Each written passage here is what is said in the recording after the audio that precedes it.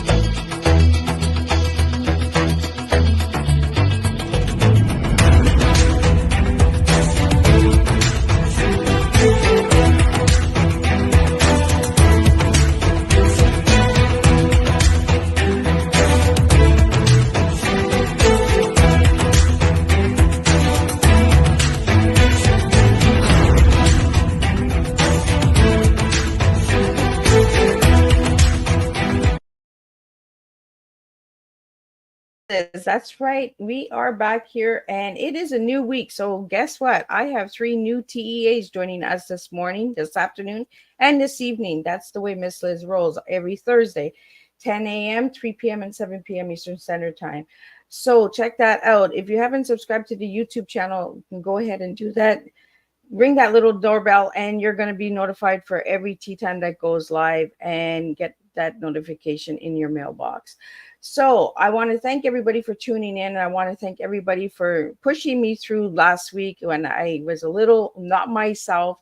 So I really want to thank everybody for that. But today I have the incredible Laurie Condon here, who is a sales director, blogger, author, personal trainer. But we're going to take a little twist. You've seen the video of global media, but we're going to do a little something different because you see, I always get the guest in a little early, and we're going to talk about her book. So, and we're going to bring some awareness to an illness that I just found out about. So we're going to talk about that this morning. So if you have any questions or comments, leave them in the comment section or send them directly to Miss Liz. You know how it works. Miss Liz likes to keep everybody safe and protected. So let's get started. So let's do the disclaimer, the bio, and let's get Laurie in here and let's spill a good TEA with you this morning. Disclaimer for Miss Liz's Tea Time live show. Miss Liz myself is going live using StreamYard. Before leaving a comment, please grant StreamYard permission to see your name at StreamYard.com. Please be advised that the content brought forward for any Tea Time show hosted by myself, Miss Liz, is always brought forward in good faith. However, may bring forth dialogues and opinions that are not representative of my platform.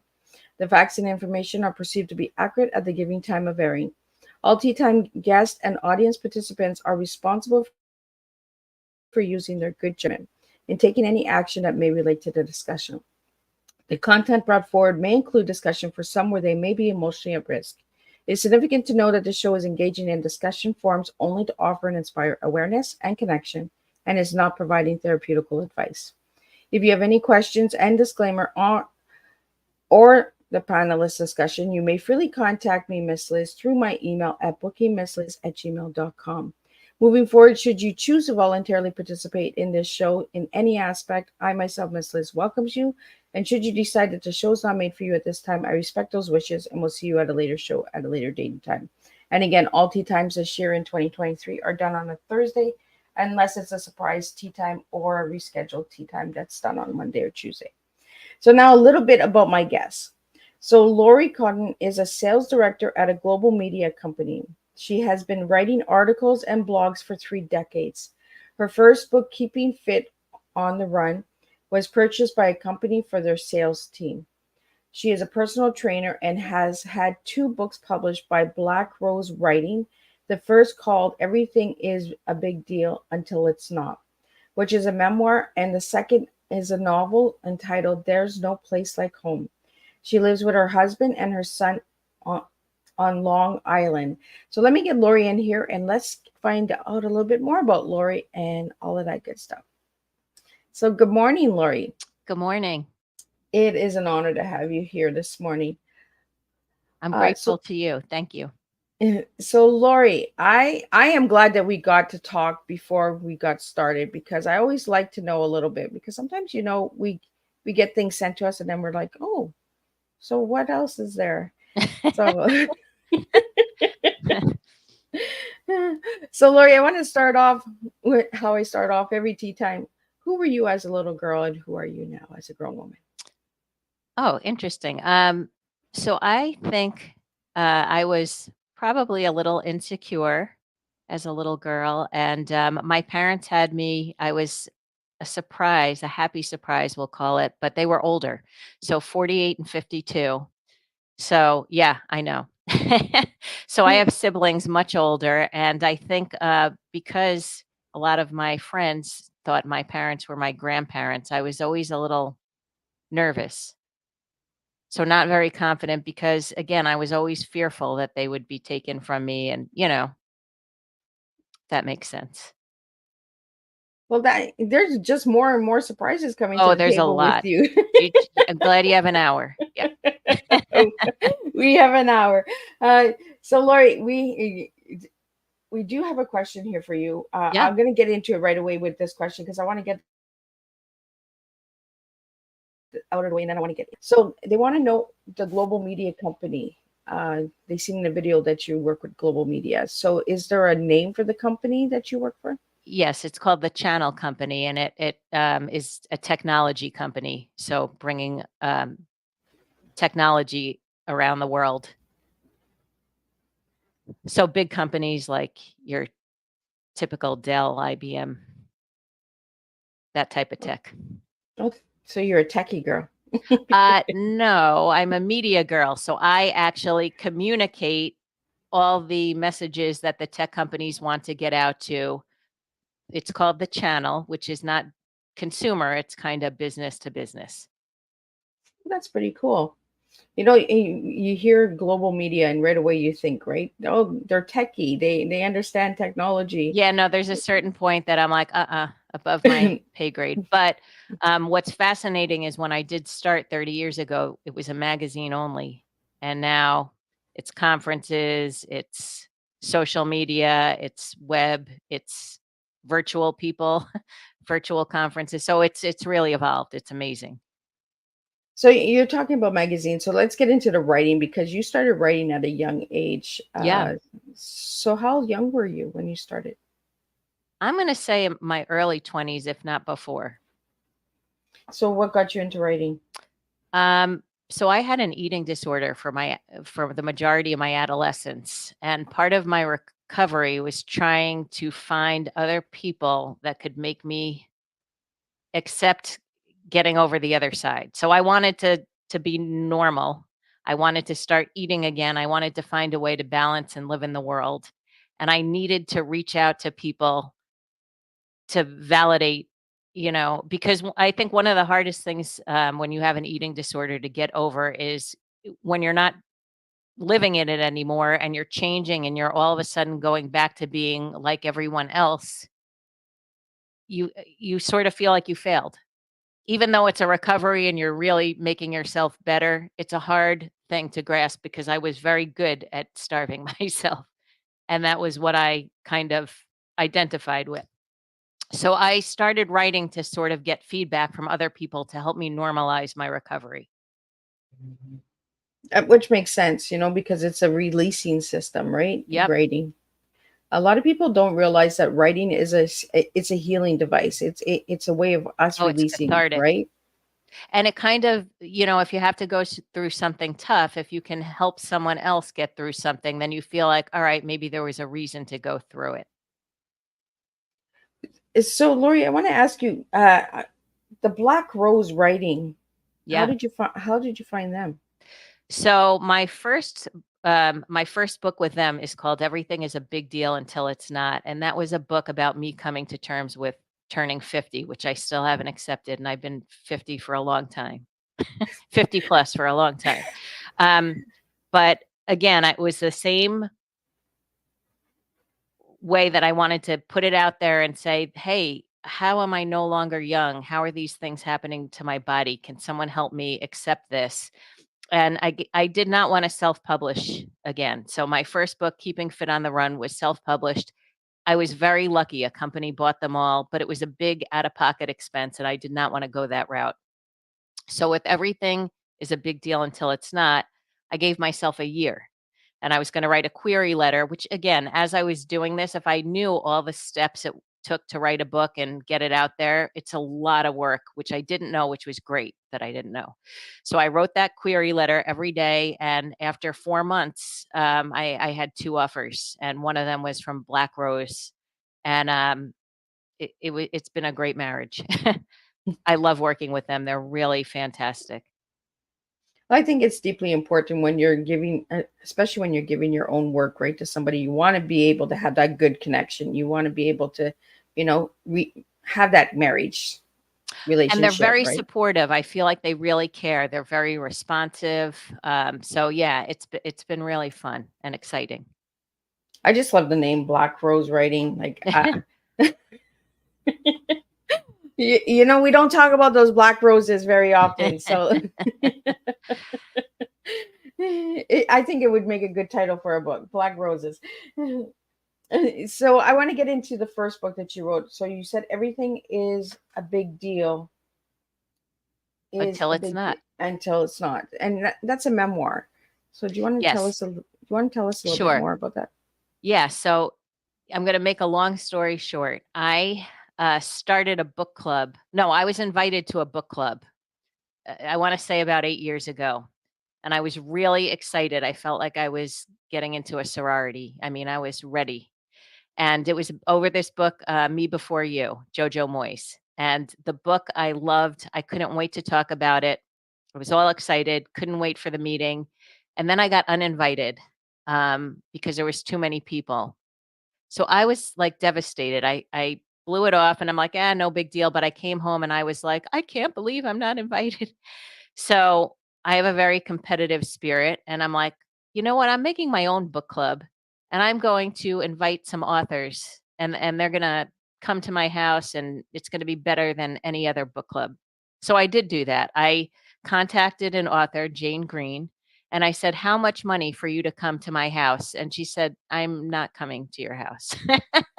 So I said, okay, that makes sense. You don't know me. I'm a stranger and etc. But she said, I will Skype in. So I got a spread of like sushi and wine and a gathering of all my friends, and Jane Green Skyped in and we talked about our book. And it was like really one of the best nights of my life because I love reading. She's someone I look up to, a mentor. I love every book she's written. And it was fascinating to hear sometimes how you interpret a book is not what the author meant. And we had a dialogue and I asked her a question and she's like, gee, I never thought about that. So it was just fascinating and fun and exciting. And I'm like, I'm doing this. So for 5 years, I had a book club where actually I did end up having the authors come to my house. I mean, some New York Times bestselling authors. Fantastic experience. Fast forward, I had Sally Hepworth at my house with her husband. We were doing her book club and I said, in college I started writing a book and it was so funny and I stopped and I'm like, why don't you write the book and dedicate it to me? And once again, she said, I'm not writing your book for you. I'm like, oh, darn it. So anyway, the book was called Don't Waste My Eggs. And each egg was a boyfriend, right? So I had a rotten egg, a hard-boiled egg, and, over easy.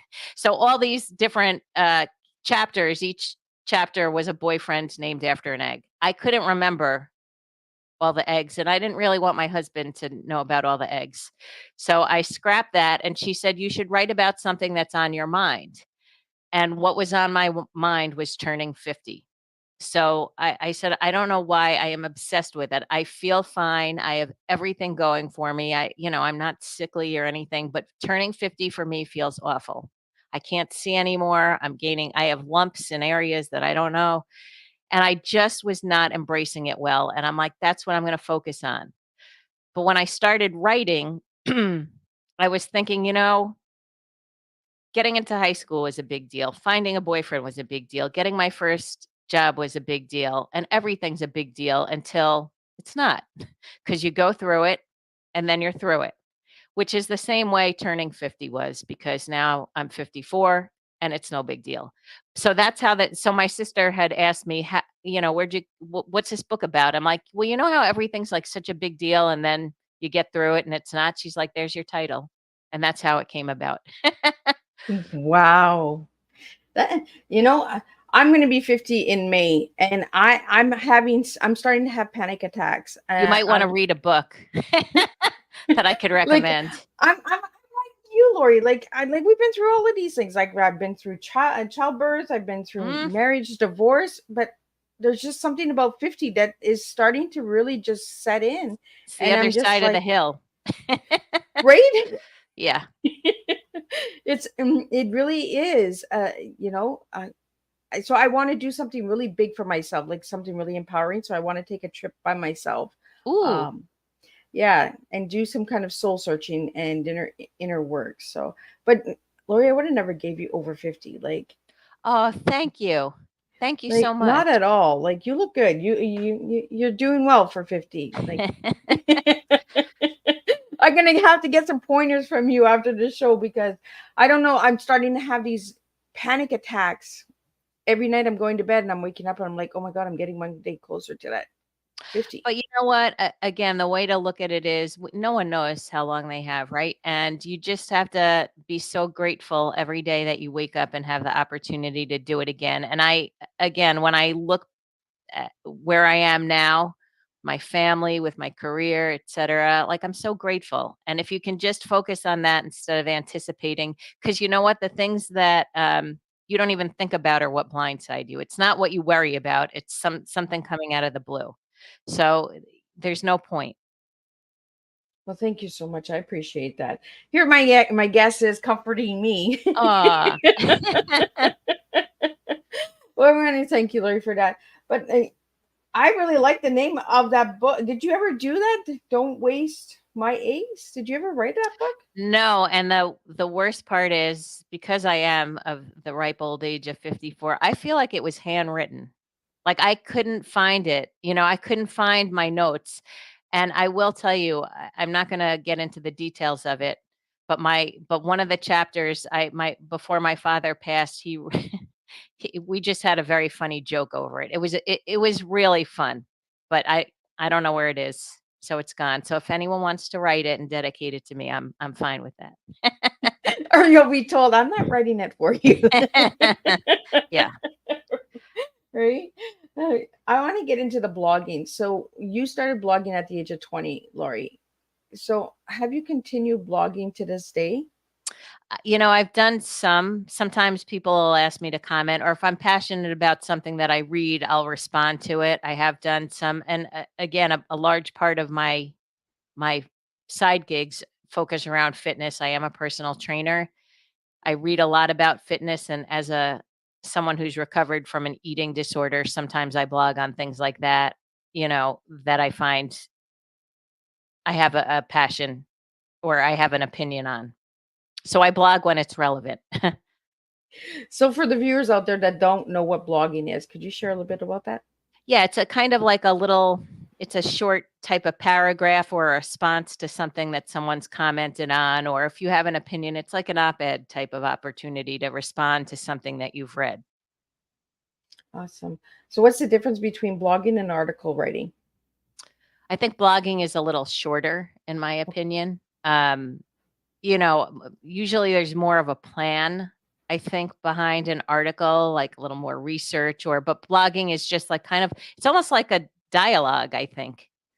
To like a conversation. Yeah. Oh, that's pretty cool. So I'm learning so much as we're speaking this morning too. And thank you for the questions, guys. I really appreciate them. Um, so I want to get into the first book that you wrote, because we jumped into the second one, but your very first book that you wrote was Keeping It Fit on the Run. So how old were Yeah. you when you wrote that one? It was 2003, like around 32, 32. 32-ish. Yeah. So I'm a salesperson. I sell media for that global media company. And with media sales, there's a lot of travel. And as I mentioned, I've had some struggles with my weight in terms of excessive dieting and then excessive exercise. And when you travel, or at least when I travel, it throws me out of my routine, which makes me very uncomfortable. So the way I solve my problems is through writing. So I decided to write a book called Keeping Fit on the Run. And it was kind of a guide on how to eat healthy and get your exercise in when you're traveling and your schedule is not routine. So the book itself is spiral bound. It opens, so it folds open, so you could take it in your hotel room, put it on the floor, open it up, and do the exercises in it. Oh, And it has a hotel room workout, and it tells you how to order off a menu and gives you basic facts about nutrition and things you might not know have hidden calories, et cetera, and how, drinking is fattening and all those good tips. so how did you come about writing that one? Because I had to deal with it. So I was traveling and I was very anxious about it. I was like, I don't like not having my routine. I always get up, have coffee, exercise, and start my day. And sometimes the meetings, there's breakfast meetings. So maybe the gym wouldn't be open, or maybe the menu didn't have egg whites and whatever. So I needed to have a plan. And this helped me feel organized and having a way to navigate my own travel. So Well, it thank seems as I use my writing to sort of validate my anxieties. So you talked about having an eating disorder and anxiety. So Lori, do you have tools and tips out there for anybody who is going through that right now? Yeah, I mean, again, the hard thing about having an eating disorder is you have to eat your entire life. So it's not like you can give it up like other coping mechanisms. And the hard thing is there's a lot of fast foods out there because we're in a very fast-paced society, and a lot of misinformation on labels and deceiving, practices out there. I'm not a fan of the craze with the Ozempic. I don't want to get into, that's not my expertise at all, but like everyone wants a quick fix. Yep. So it took decades for me to get over learning how to be comfortable with food. And again, I sort of am very extreme. So after the food thing, I was like, okay, I can eat, but now I'm going to exercise to an extreme. And so I had to find balance there. So it's kind of as you get older. So one of the things that's great about getting older is you find peace with resolving all these issues. So now I balance my food, I balance my exercise, and I'm sure I have some other thing that I'm obsessed with now, but I don't really know what that is. Maybe I work too much. But that's what they say, right? When you have an addiction to something, is when you handle that addiction, you go into a different addiction, Yes. right? It's known to do that. It's that addictive mindset, Yep. correct? Yes. So again, the advice I have is to just try to be kind to yourself. And it's funny as a trainer, as different roles where I get to give advice to people, I'm like, man, if I would only take my own advice. I'll say, don't be so extreme. Don't be so hard on yourself. Yet am negative self-talking. So sometimes you have to listen.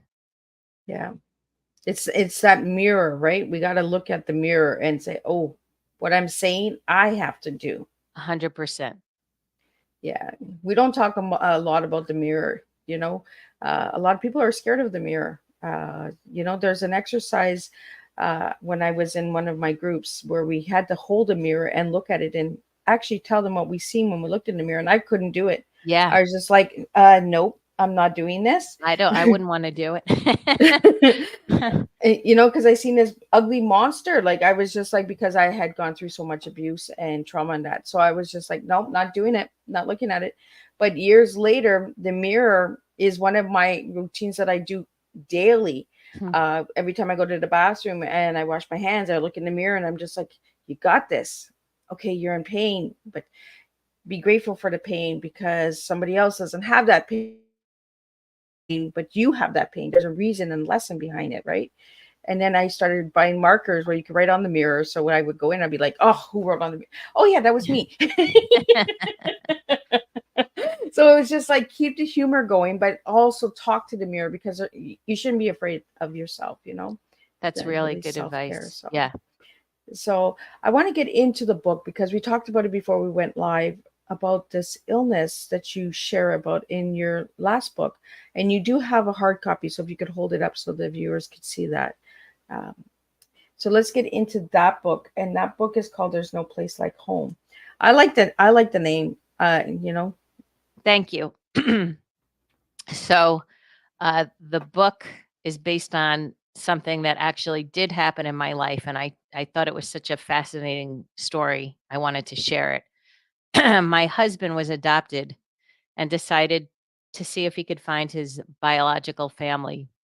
And he signed up for ancestry.com, thinking, hey, maybe we have a sister, maybe we have some more family out there, which we both, I have a very small family, so I welcome anyone who wants to join. And he got a response, I think it was months later, from a half sister who said, I think we share the same father. And it was so exciting. And we were thrilled to learn that we had, more family.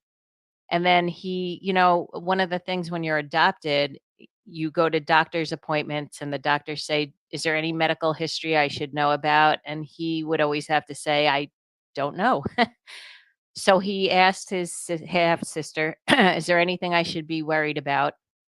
And she said, yes, you have to run out and get genetic testing. Our father had a gene called Leishmani syndrome. And if you test positive for the mutation, you can't suppress cancer. So all of a sudden, we went from being really excited to being just horrified and scared and panicked.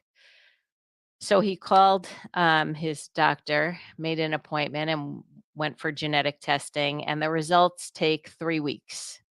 wow. So for 3 weeks, every day, there's things that you worry about, bills you worry about, things you worry about that come up every day, and they're so stupid.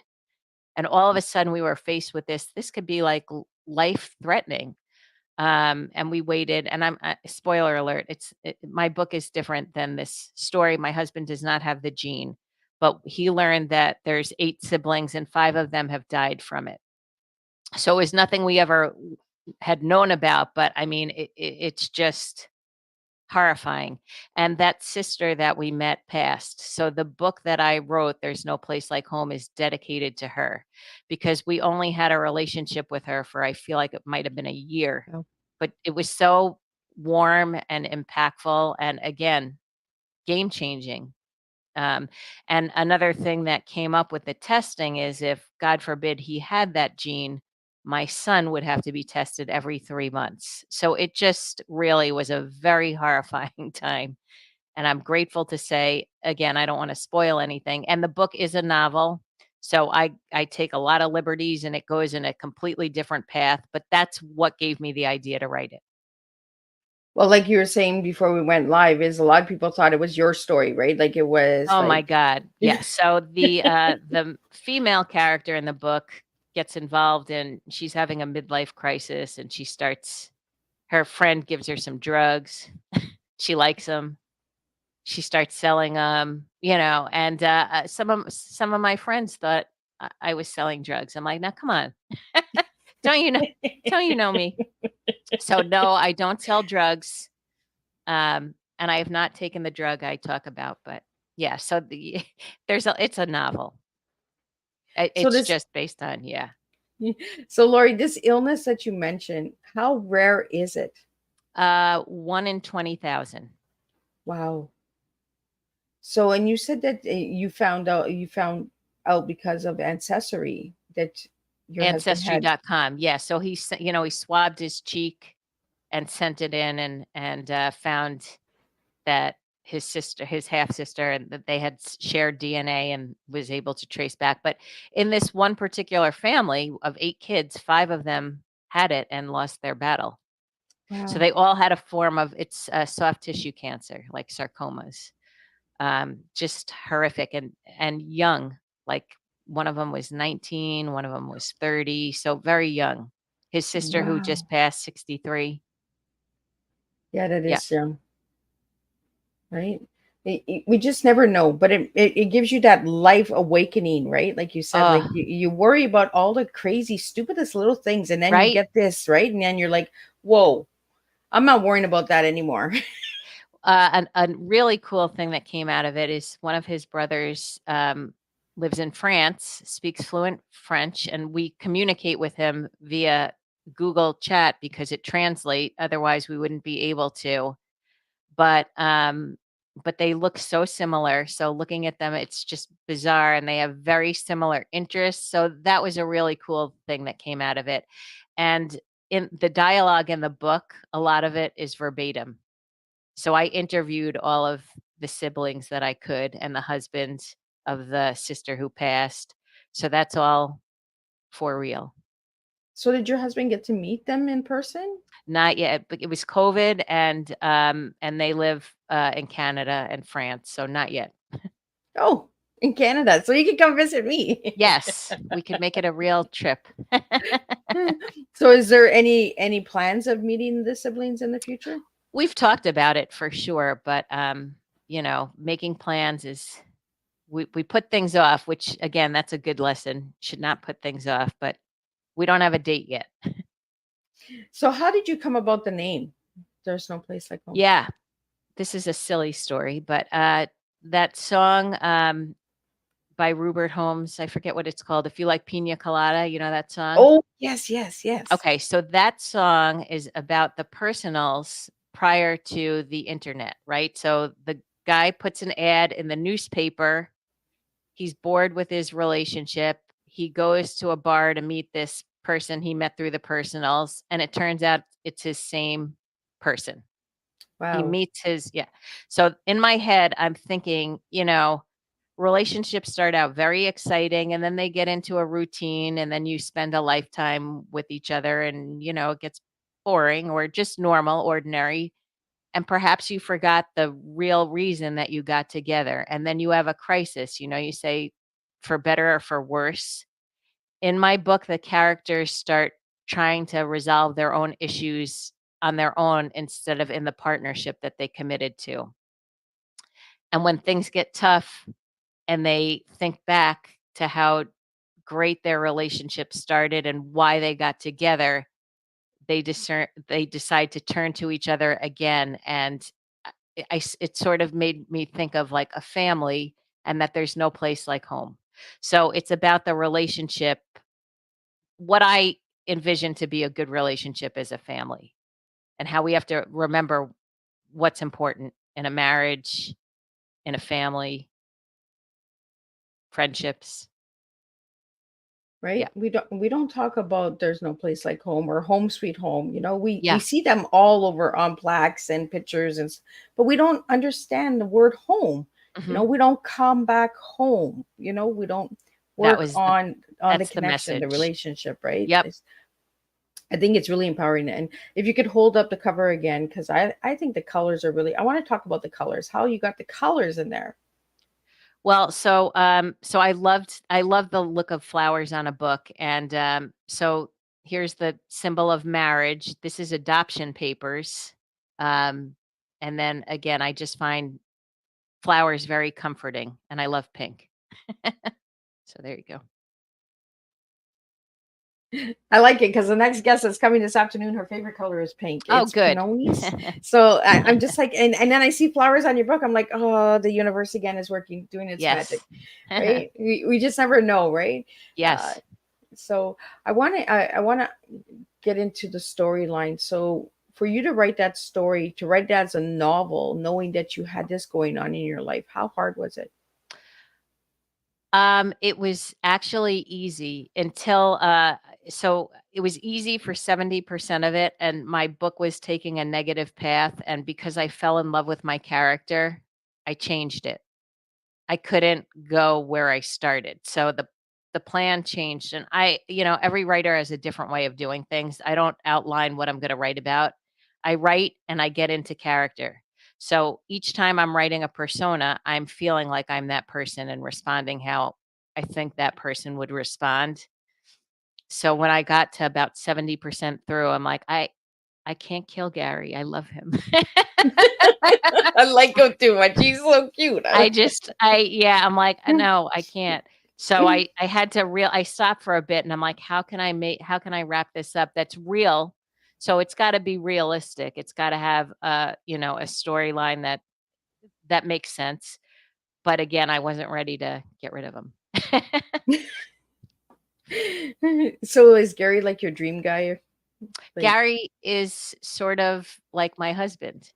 I mean, so when I write it, like I write what I know. yeah. So some of the responses are how I think my husband would be, which 20 years later, I still feel like there's no place like home. I'm married 20 years, 19. But I would do it again. Same guy. Well, it's always nice when we can add our family members in, right? But then it's like you said, 70%, then you're like, "Ooh, I can't do this." Yeah, I was like, that is not a good path. That's gonna make me really sad, and I didn't want people to I mean, there's sad parts in the novel, and again, there's real stuff in there that happens to all of us. We all have no one has it perfect. We all have our situations, but it's kinda your coping, how you get through them, that determines how you're gonna come out the other side. So, by writing this book and by finding the siblings on Ancestry, what else have you learned about this illness? Well, there's just nothing great about this illness. There's no cure. So, I mean, if anything, what I thought was really interesting is his half sister's children did not check if they had the gene. And I was a little judgy. I'm like, of course you should check because you can do preventative screenings. However, my mother had Alzheimer's for 15 years, and I have not gone to check if I have the gene because if there's no cure, I don't want to know. So I kind of was hypocritical when I was making that, like, how could you not check? But I don't want to know because I don't want to live every day waiting and I still do. I test my memory. I'm like, who's in that movie? Name 3 actors in The Breakfast Club. I do that every day. I try to test myself to see if I'm, But it goes still, back to that mirror, right? yeah. It's we judge something that we don't understand, but then when it comes back to us mirroring Yep. it, it's like you said, hypocritical, right? But it's scary. It's Yeah. the unknown. Can I have it? Do I want to know if I have it? And it's I like don't you wanna said, know. if there's So no they don't cure, wanna why know, do I I don't want wanna to know, know. right? Yep. Yeah. Like, if you can't fix me, why do I want to know I have it? Like, Yeah, and so that was really an eye opener because I thought about it, and which I always do. I think about, like, well, why would I do something differently? But then I thought, well, I didn't. I have a different disease in my bloodlines and I didn't check, so there you go. well, I think it's the inner cup, right? It's the inner home, coming back to home again. Mhm. I think it fits really well with your story, is because things scare us and Yeah, things make us look at life a little different. The little things that we used to complain about were like, oh, I'm not going to waste my time on that anymore. right. You know, and it's like when you at the beginning of the conversation you talked about being 50, you know, getting uncomfortable in 50. Why are women so afraid of 50? Like it's a big thing, but I think it's like half of a lifespan or something. I don't know what's going on with the Well, 50, but remember I mentioned my book club. When I had, Jane Green Skype in, she told me it was a book that she wrote. I forget which book it was. Um, but one of the things that inspired her to write it is she was walking in Manhattan. She said she got off the train and she thought she looked pretty good. And she walked into this crowd and no one paid attention to her. And she said she felt invisible. And I think that's something that we feel as we age, like we're not the center of attention maybe anymore, or however that feeling is of just being invisible. And I think that's kind of, and then we don't really treat our elders very well if you look at the culture. And I mean, I look, my mom had to go into a nursing home, which I hated, but I couldn't take care of her. She had dementia and as bad as it could be, and I certainly couldn't take care of her. But you know, in different cultures, you don't do that. You bring your family home with you, home. Yeah. So it's all these things that we read about, we learn about that are scary, and then they happen. So, Yeah. And we always come right back home, right? mhm. Sometimes it's scary to go home. Like Yeah, when you were younger and you did something you weren't supposed to, you didn't want to go home. right, exactly.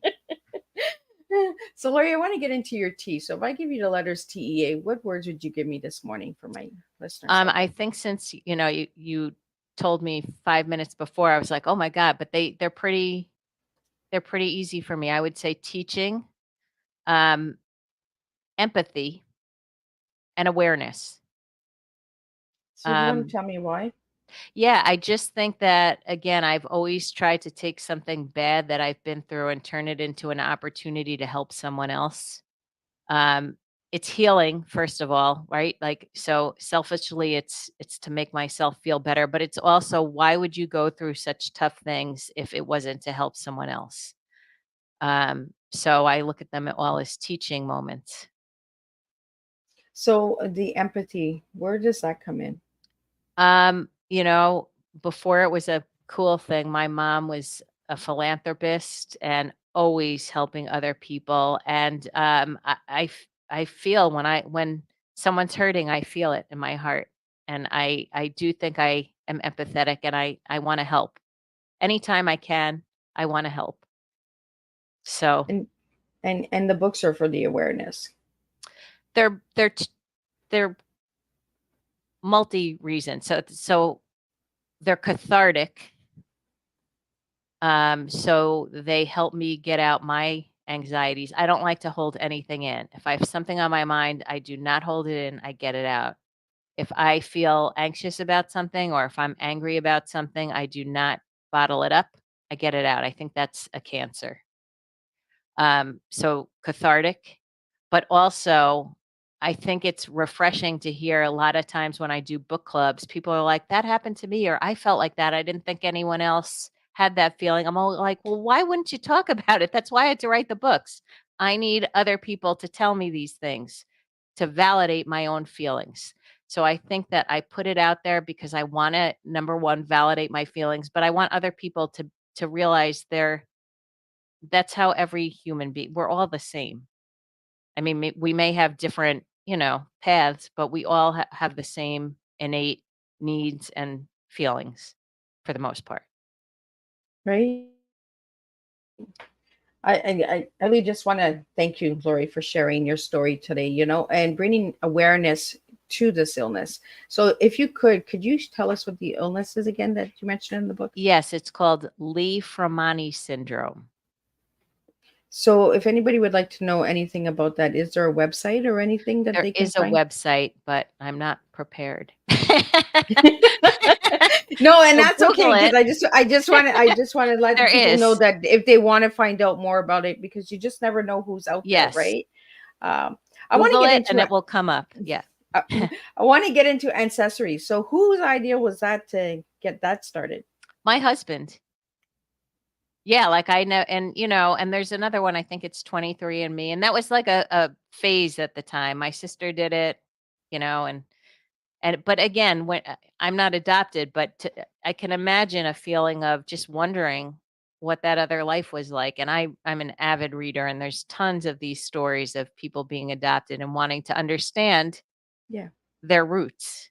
So What's the again, root? I don't think when you sign up, you expect to have a story like this one. And again, if you read the book, everything about that story, including the murder is real.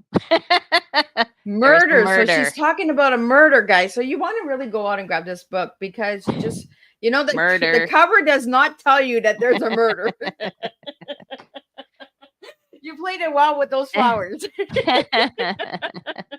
Uh, Can you give us just a little insight on the murder? Not too no, much because I want people to go out and grab the murder. I cannot. It'll ruin it.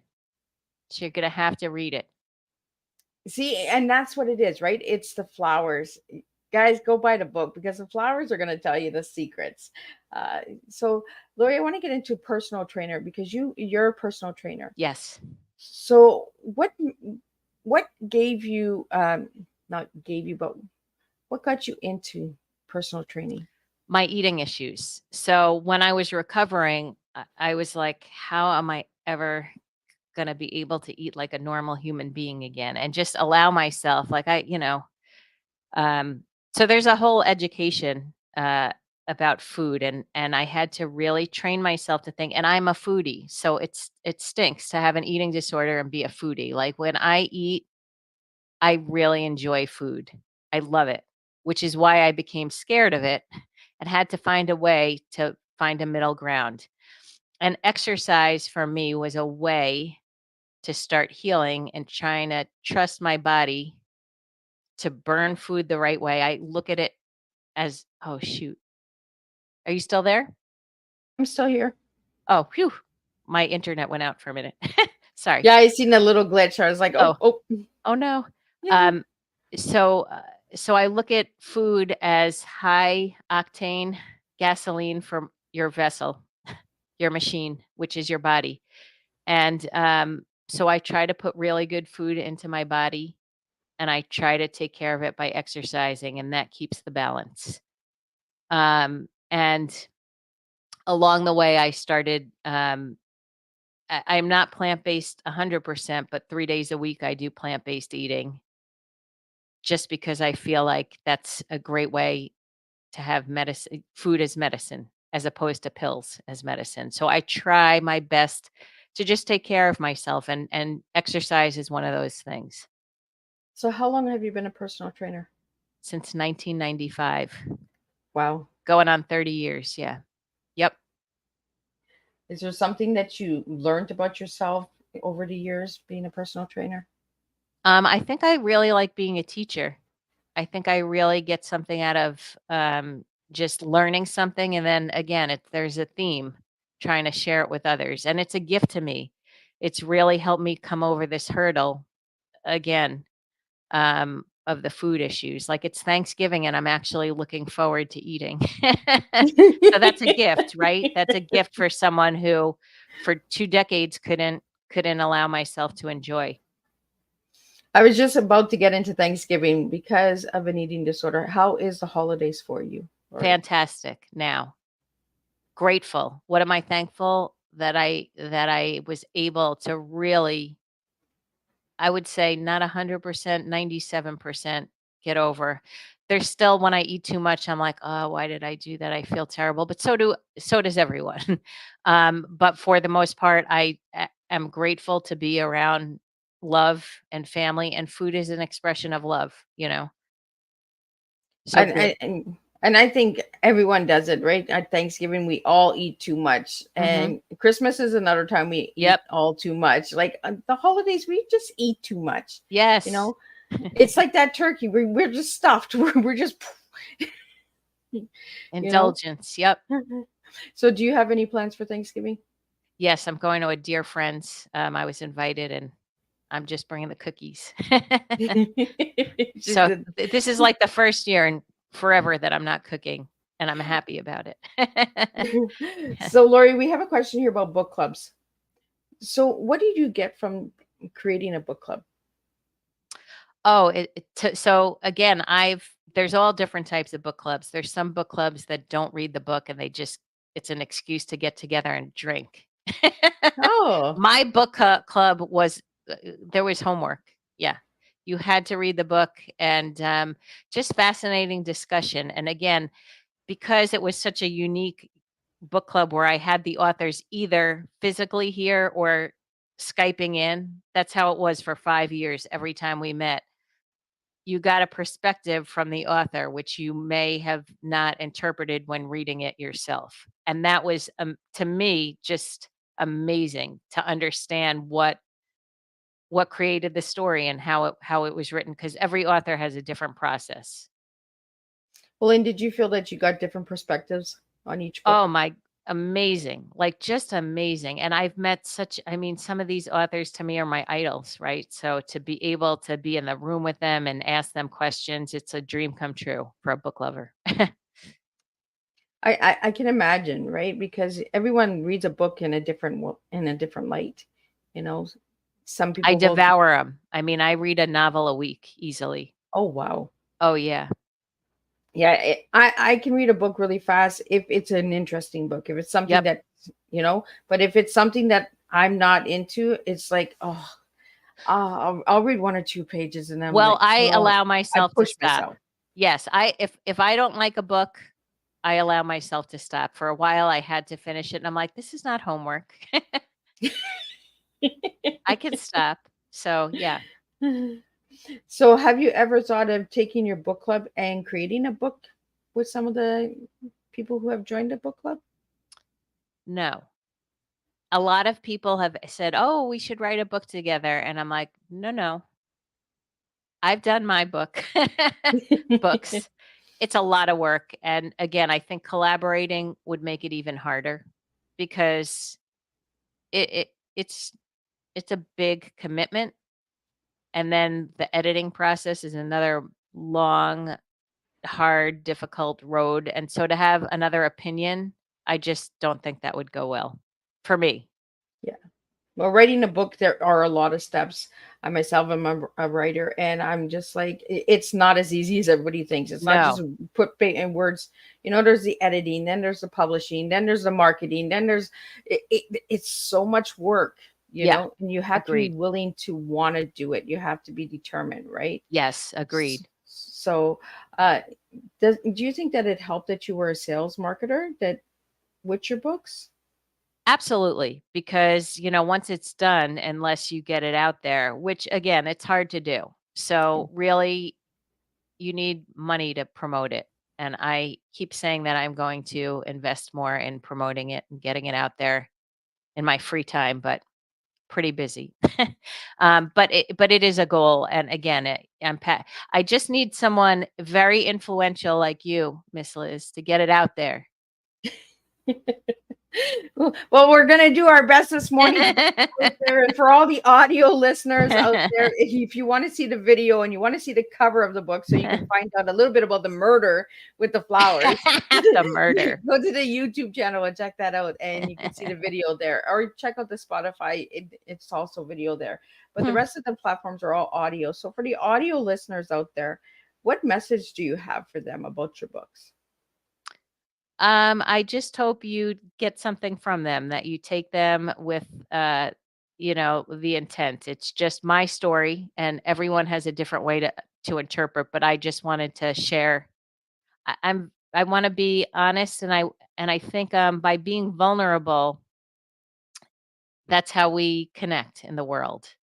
To show that there's all these pretty pictures and all these facades, but people are human and have things, idiosyncrasies, and we're all kind of similar. Absolutely. And everyone sees things differently, different perspectives. You might see a blue as a sky or blue as water. So I'm talking about blue because your favorite color is navy blue. So why navy blue? I don't know. I just love it. And I am a Yankee fan, but I think navy blue came first. I don't know. And Sorry, actually, and I'm Yankees. wearing it, and this was not planned. Yeah. And I just like to slide those in, like, like the colors of blue and sky and water and all that. It's because colors resonate with us, right? And like you said, Yeah. it's before the Yankees. So, uh, I don't know. It's very warm to me. and I asked you one word to describe yourself, and you gave me tenacious. Tenacious. So why that word? Because even though things are intimidating to me, I always just go for it and I say, why not me? And that's just how my mind works, which is apparently not how everyone thinks. But I always just think, why wouldn't I try? So I guess that's tenacity. I love, asking that question to my guests because it tells me a lot about them, and some people struggle with one word. They're like, Miss Liz, that's a really hard one to answer. because we always feel like we want to tell the person what we think they want to hear, right? But I'm asking you to self-reflect. It's going back to that mirror, coming back home. What makes you who you are, right? And I love the way that you flowed your story and told your story this morning with all of the listeners out there. So, what final message do you have for everybody out there? Just be kind. It's a really hard world right now. Just help each other and try to be compassionate and pay it forward. I love it. Pay it for, especially on Thanksgiving, right? We got to pay it for, Thanksgiving. Be right? Share thankful, the turkey. be thankful, appreciative, and pay it forward, right? So, I want to get in. We got a couple minutes left here. What is your favorite meal on Thanksgiving? I like the side dishes. I'm gonna say I like the stuffing and I like macaroni and cheese. I was thinking about it. I'm not really the turkey is not my favorite. No. How about you? Oh my goodness. I'd have to, it's the sides for me. Mhm. It's like all the different salads that come to the table and Mm. the platters. Because when you go to family and friends, they always do these different platters or different Yes. things, right? Or different sides. And you're like, what is that? And then you want to try it, right? Because you want to be grateful, you want to be thankful for the food, so you want to try something. I always like trying something different. I always like bringing something different to the table as well. If I'm cooking a meal, I'll look for a new recipe or something I have that's a like, good one. I make stuffing cupcakes. oh, So you put them in a muffin tin. It's cheese, mayonnaise, broccoli, stuffing. I think that might be it. I have to look at my recipe, and then you stir them up and you put them in muffin tins and you bake them. They're delicious. oh, I've never even thought of doing that. Uh-huh. You always have stuffing in a bowl, right? Or stuffing in a turkey, No, make them or into a cupcake. oh yeah. Christmas is coming. Our Thanksgiving in Canada was in October, so I can't do it today. Everything's better with a little cheese. Right? You have to add cheese. So Cheese there was or cheddar cheese in there if I didn't mention that. yeah. I say cheese or bacon. If it doesn't have Yep. bacon, then Oh, you gotta have the bacon. Like so yeah, well, thanks for that recipe. I really appreciate those recipes, right? Like you just never know what comes on Tea Time with Miss Liz. You get recipes, you get murder, you get murders. coming home, you get Uh-huh. mirrors. You just never know where Miss Liz is going in the morning, right? We just take it on a different flow. Before we wrap up, though, I want to get out there that you are part of the author guilds, advocates, and authors. So could you tell us really quickly what that is?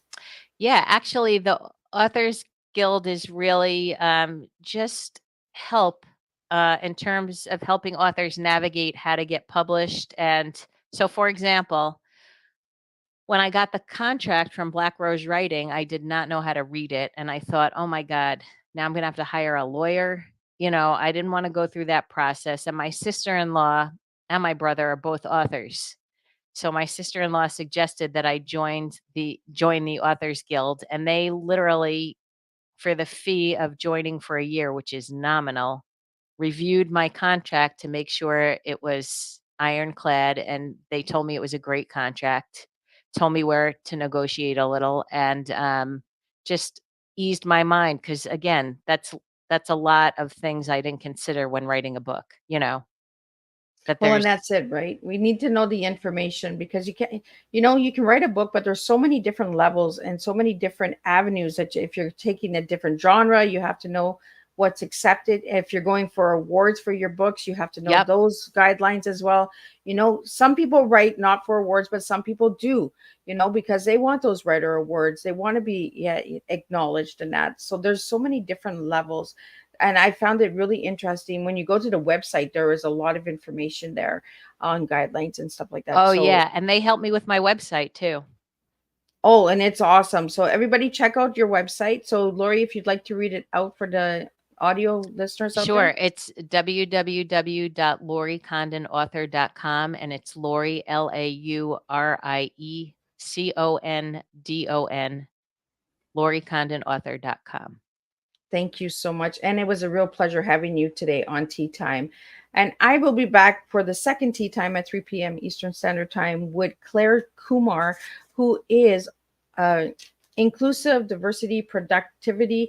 We're going to talk about all that good stuff, and we're going to talk about some hot pink. So, like the flowers that were on Laurie's book, we're going to take it into the afternoon show, and that's how we roll. And I'll see everybody at 3 p.m. for the second tea time of today. Thank you.